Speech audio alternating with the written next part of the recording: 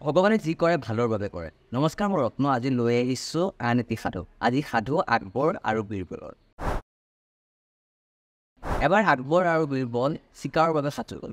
দুই চিকাৰলৈ যাব। চিকাৰলৈ যোৱাৰ আগমুহূৰ্তত তেওঁলোকৰ অস্ত্ৰ শস্ত্ৰসমূহ পৰীক্ষা নিৰীক্ষা কৰি চালে। আকবৰে নিজৰ অস্ত্ৰ শস্ত্ৰসমূহ পৰীক্ষা নিৰীক্ষা কৰি থাকোঁতে তেওঁ তৰোৱালৰ সেই চোকা ধাৰে তেওঁ আঙুলিত অকণমান কাটিলে। আঙুলি কটাৰ লগে লগে আঙুলিৰ পৰা তেজ পাগৰি হঠাৎ বীৰবলে কৈ উঠিলে, ভগৱানে যি কৰে ভালৰ বাবে কৰে। আকবৰৰ খং উঠিল। মোৰ হাত কাটিছে আৰু মন্ত্ৰী বীৰবলে কৈছে ভগৱানে যি কৰে ভালৰ কাৰণে কৰে। সেনাপতি মন্ত্ৰীক বন্দী বঢ়োৱা। মই চিকাৰৰ পৰা ঘূৰি আহি এওঁৰ উচিত শাস্তি লওঁ। আকবৰ চিকাৰলৈ বুলি গুচি গ'ল আৰু বীৰবলক বন্দী বনোৱা হ'ল। লাহে লাহে আকবৰ চিকাৰলৈ গৈ গভীৰ অৰণ্যৰ মাজলৈ সোমাইছিল। তেওঁ সৈন্য সামন্ত পূৰ্বতে থাকিল। অৰণ্যৰ মাজত কিছুমান আদিবাসী মানুহ আছিল। সেইদিনা সেই আদিবাসী মানুহসকলৰ পূজা আছিল। সেই আদিবাসী জংঘলী মানুহৰ সেই পূজাৰ এটি নিয়ম আছিল নৰবলি দিয়া। গতিকে ৰজাক যেতিয়া তেওঁলোকে সন্মুখত পালে, ৰজাক নৰবলিৰ বাবে সাজু কৰোৱা হ'ল।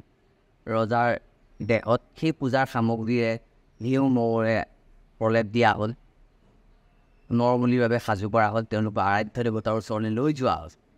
হঠাৎ বলি দিয়াৰ আগমুহূৰ্তত এজনৰ চকু পৰিল যে ৰজাৰ আঙুলিৰে তেজ নিগৰি আছিল।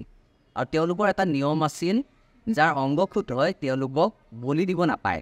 গতিকে ৰজাক এৰি দিবলৈ বাধ্য হ'ল। ৰজাই যেন তেন ঘূৰি আহি নিজৰ ৰাজ্য পালেহি। ৰাজ্য পাই চিধাই বীৰবলৰ ওচৰলৈ গ'ল। বীৰবলক ক'লে, তুমি ঠিকেই কৈছিলা, ভগৱানে যি কৰে ভালৰ বাবে কৰে। আজি যদি মোৰ অংগসূত নহ'ল হয়, হয়তো মোক আজি সেই আদিবাসী লোকসকলে বলি দিলে হয়। গোটেই কাহিনীটো বিৱৰি বীৰবলক ক'লে। বীৰবলে আকৌ ক'লে, ভগৱানে যি কয় ভালৰ কাৰণে কৰে। এইবাৰ আকবৰে সুধিলে, তেতিয়া আকৌ ক'লা যে ভগৱানে যি কৰে ভালৰ কাৰণে কৰে বুলি। তেতিয়া এইবাৰ বীৰবলে ক'লে, আপোনাৰ লগত যদি মই গ'লোহেঁতেন হয়তো সেই বলি মোক দিলে হয়, কাৰণ মোৰতো অংগসূত হোৱা নাছিলে। সেয়েহে কৈছোঁ, ভগৱানে যি কৰে আমাৰ জীৱনত সকলো ভালৰ বাবে কৰে। আমি কেতিয়াবা সফল হোৱা নাই, কেতিয়াবা জীৱনত আমি কষ্ট পাইছোঁ, তাৰ বাবে হতাশ হৈ নাযাওঁ, কিয়নো ভগৱান আমাৰ জীৱন নাটৰ পৰিচালক। সেয়েহে ভগৱানে জানে কি কৰিব লাগে, কি কৰিব নালাগে।